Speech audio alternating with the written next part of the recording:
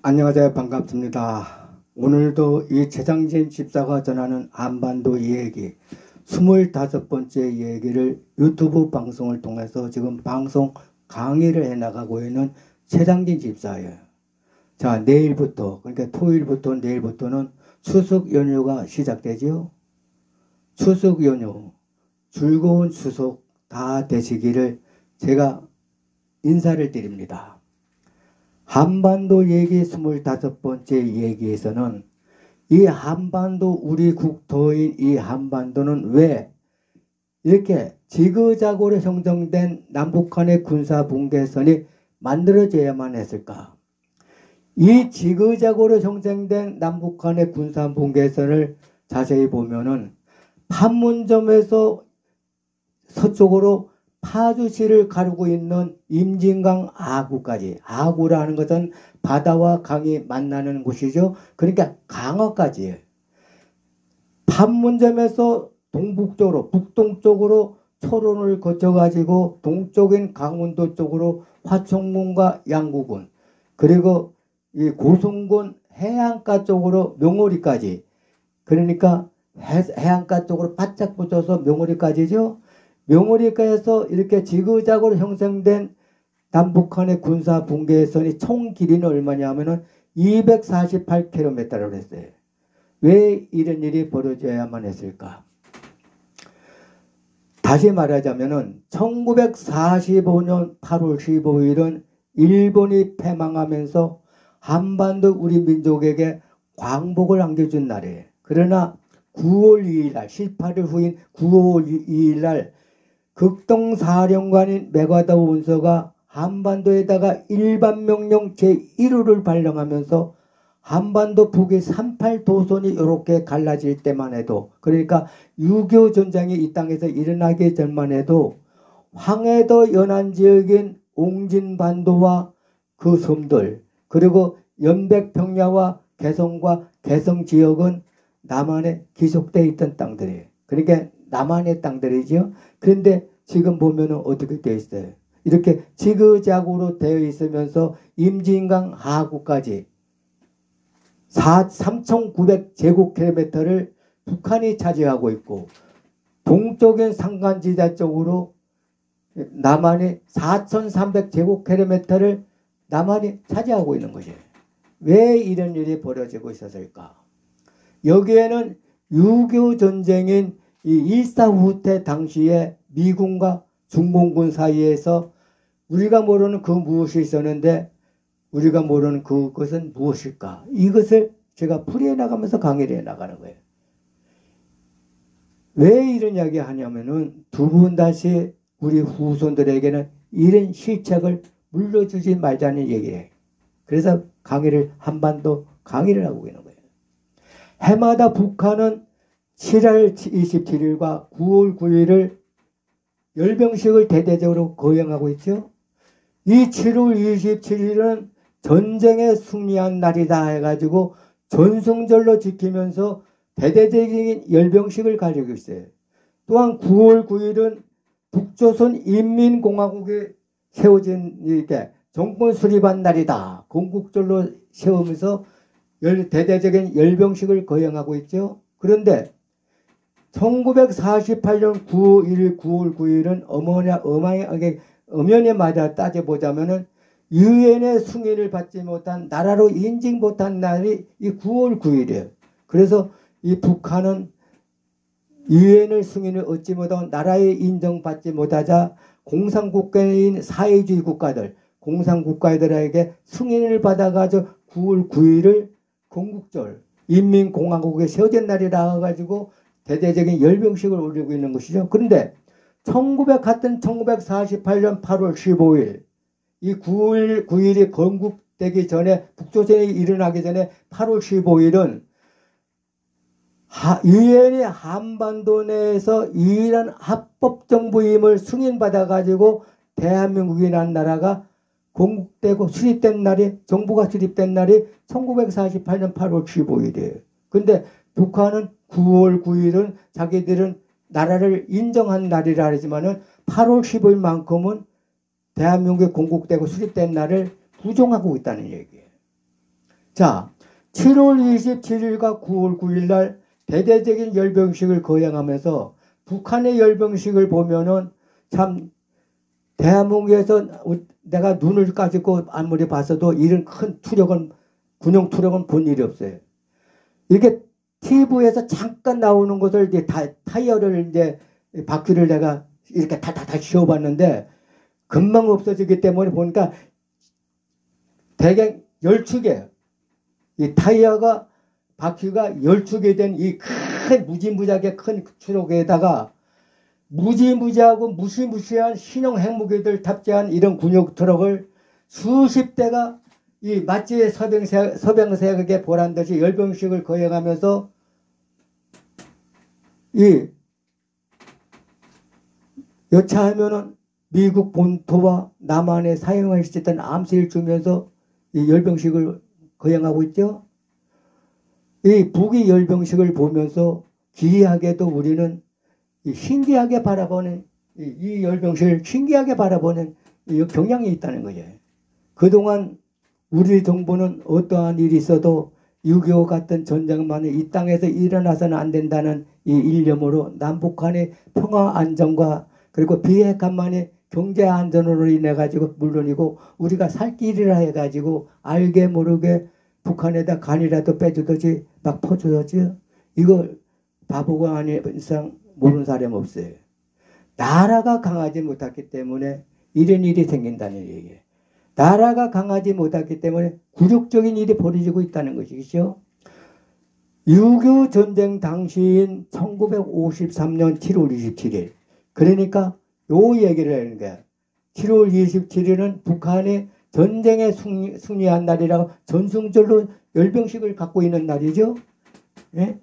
이 7월 27일 판문점에서는 남북한의 정전 군사협정을 놓고서는 논할 당시에 이 북이 38도선에서 남북한이 치열한 전투를 벌이고 있으면서 공방전을 벌이고 있었는데 서부 전선 쪽으로는 유엔 측인 미군이 그리고 이 동부 전선 쪽으로는 한국군이 중공군과 북한을 맞이해 가지고 치열한 전투를 벌이면서 공방전을 벌이고 있었는데 그런데 서부 선전 쪽으로 교전을 벌이고 있었던 유엔 측인 이 미군이 수뇌부는 애당초 이 북의 38도선에서 도선을 결코 넘지 않는 느슨한 방어태세를 일가하면서 전투를 벌이기 때문에 그러면서 한반도 북의 38도선에서 정전을 할 것을 거듭 중공군 수뇌부에게 제의했던 것이에요.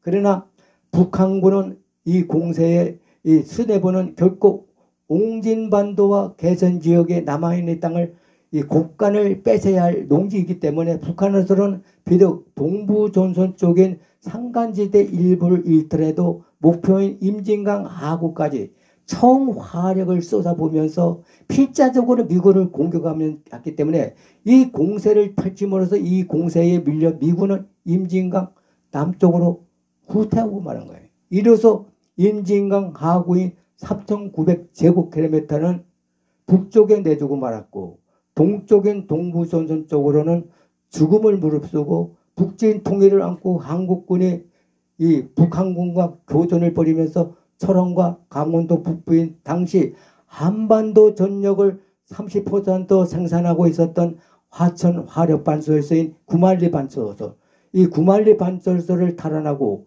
양구를 거쳐 명산 중에 명산인 설안산을 탈환하면서 해안 쪽인 고성군 명오리까지 진격하면서 이 금강산만 탈환하면은 평양을 질주할 수 있다. 예? 꿈을 안고서 전력을 다해 전투를 임하고 있었지만은 그러나 임진강 이남까지 미군을 밀어낸 북한은 바로 휴전을 제의하고 나선 거예요. 어떻게든 휴전을 하기 위해 골머리를 앓고 있던 이위엔 측이 곧바로 휴전에 동의한 것이죠.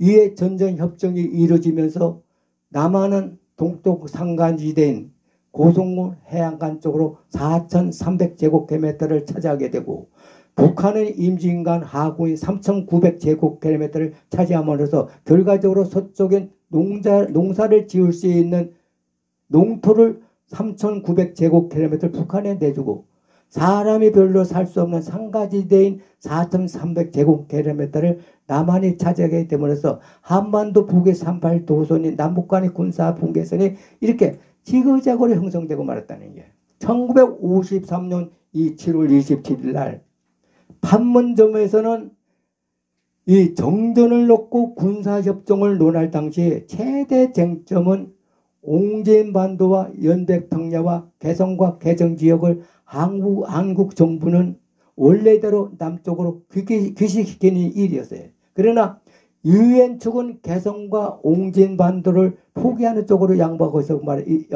있었죠. 이렇게 되자 이승만 대통령이 개성을 찾아라고 분노를 터뜨리며 명령을 내리자 남한 정부가 크게 반발하며 나서게 되자 유엔 회담 쪽 대표자인 호우지 소장이 전투로도 빼앗지 못한 땅들을 어찌 테이블에 앉아서 뺏어올 수 있느냐 했고, 개성 땅인 이 땅들을 되찾기 위해서 미국이 10년간 전쟁을 벌일 수 없다고 그랬어요.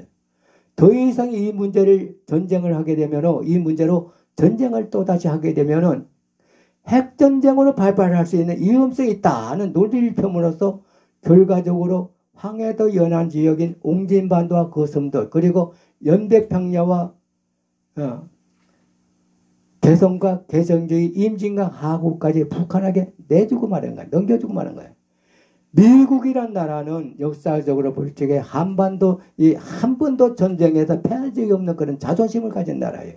그런데 이런 미국이 한반도 전쟁에서 아주 얕보았던 이 중공군에게 헛되게 무릎을 꿇고난 굴욕적인 체면을 어떻게든지 남북 간의 정전협정을 통해 도면할 수 있는 길을 택할 수밖에 없었다 했고, 이 조그마한 나라에서 전쟁으로 인해 더 이상 자국민과 유엔군의 희생이 늘어나는 것을 원치 않았다는 얘기예요. 계산이 깔려있다는 것이죠. 여기에는 한국 전쟁에 정말 골머리를 앓고 있고 어떻게든지 손을 때려 했던 영국의 입김이 크게 작용했다고 볼 수 있는데, 아무리 한국 정부가 이 옹진반도과 개성 땅을 중요성을 유엔 측에 송토했지만은 유엔 측은 끝내 이 땅들을 북한에 넘겨주고 말았다는 얘기예요. 여기서 옹진반도는 1945년 제주도 인구가 얼마냐면 이 제주도 인구가 15만 명에 이른다고 그랬어요. 15명 정도라고 그랬어요. 옹진반도의 인구는 17만 명에 이른다고 그랬어요. 그만큼 옹진반도의 경제 가치가 제주도보다 아주 큰 편이라 볼 수 있는 곳이 옹진반도와 그 섬들이라고 할 수 있는 것이요.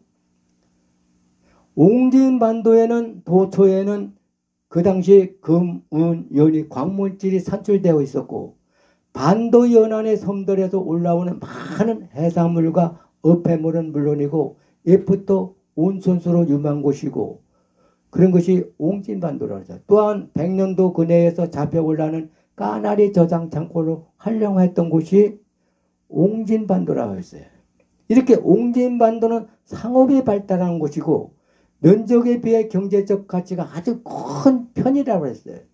저도 5살 때 기억이지만은 옹진반도에서 까나리 상업을 크게 하시던 제 부모도 일사후퇴 때 다급한 나머지 이 까나리 창고 두 곳에다 10십자를 대못을 바꾸는 나무로 피난길을 택하셨는데, 끝내 두 분은 옹진반도로 돌아갈 것이라는 저희 부모도 끝내 북녘 땅을 바라보며 그리워하다가 한숨 짓다 돌아가시는 것을 보면서 고향을 그리워하는 실향민의 아픔이 얼마나 큰 것인가를 알 수 있는 거예요. 거기다 처자식을 만약 두고 홀로 남아 내려온 실향민은 그 고통과 아픔은 실향민이 아니고서는 알 수 없다는 거예요. 아니고는 모를 것이라는 얘기예요. 이렇게 옹진반도는 상업이 발달될 곳이고 면적이 580km 면적에 비해 경제적 가치가 큰 편이었던 곳이 옹진반도이라고 그랬죠. 옹진반도 지형은 북진이 높고 남진은 낮은 곳으로 남다고 그랬어요. 그러니까 옹진반도 지형은 북진이 높고 남진은 낮다고 그랬어요. 남쪽엔 서쪽으로는 이 청잡산, 백운산, 수대산, 녹달산, 작산 같은 400m 이 산줄기가 마치 병풍을 이룬다고 했고, 북쪽으로는 이 주봉인 900m인 멸악산 줄기가 500m인 이 국수봉이 높이 솟아 있어 가지고 이 반도의 전부 전체를 내려다보고 있다고 그랬어요. 그래서 멸악산맥이 남진해 가지고 황해에 떨어진다. 그만큼 경치가 수려하고 살기 좋은 곳으로 알려져 내려온 곳이 옹진반도라는 얘기예요. 또한 연백평야 역시 질 좋고 품질 좋은 쌀 곡창지대로 알려진 곳이죠. 한반도에서 가장 길이 긴 땅으로 알려져 내려온 곳이에요. 또한 이 개성 지역의 이 개풍군에서 재발되는 고려 인삼만큼은 고려 시기부터 세계적으로 널리 전해 내려온 대표적인 인삼 원산지로 유명하게 알려진 곳이죠. 내려온 곳이죠. 이 개성 지역의 개풍군의 인삼즙을 재배될 수 있는 개풍군의 토양과 토질은 세계 어느 나라에서 찾아볼 수 없다고 그랬어요. 그러니 이러한 기름진 서쪽 땅을 차지한 북한으로서는 1953년 7월 27일을 전쟁에서 승리한 날이라고 해서 전승절로 승리를 자축하고 날로 정하고, 미국 이 날을 미군이 패배한 날로, 남한이 패배한 날로 자축하고 있는 것이에요. 여기에는 미국이 이 자만과 오판과 시술 같은 정책이 비롯된 결과라고 볼 수 있는데, 메가더 사령관이 이 6.25 전쟁 당시 중공의 개입을 저지하기 위해서 중국 본토를 공습할 것을 미 당국에 요청했지만 미국은 중공군이 1949년 10월에 혁명으로 모태똥이 이끄는 중화민국의 중국 공산당이 건국한 지 1년 불과하기 때문에 중국 본토를 공습당할 위험을 무릅쓰고 한국전쟁에 모태똥 개입이 할 리가 없다고 확신하는 오판을 낸 거예요. 설사 개입한다 하더라도 공군력이 없는 이 중공군에게 미군이 우수한 공군력으로 얼마든지 제압할 수 있다고 자만했고, 중공군이 북한에 도울 수 있는 병력이 그 숫자가 7만에서 8만에 불과하다고 했었어요. 이런 실책을 범해버린 거예요. 한국 전쟁에 개입할 리 없다던 중공군이 30만 명에서 50만 명의 대군이 개미새끼같이 남한으로 침입하며 내려온 것이죠. 자, 오늘도 여기까지입니다. 길게 하지 말라고 짧게 하라서 짧게 하다 보니까 자꾸 그것도 길어져요. 26번째 얘기에서도 많이 경청해 주시고, 자, 25번째 얘기를 많이 보내주세요. 그리고 구독도 해주시고, 그러면 제가 얼마나 고맙겠습니까? 안녕히 계십시오. 26번째 얘기를 많이 경청해 주시기를 바랍니다.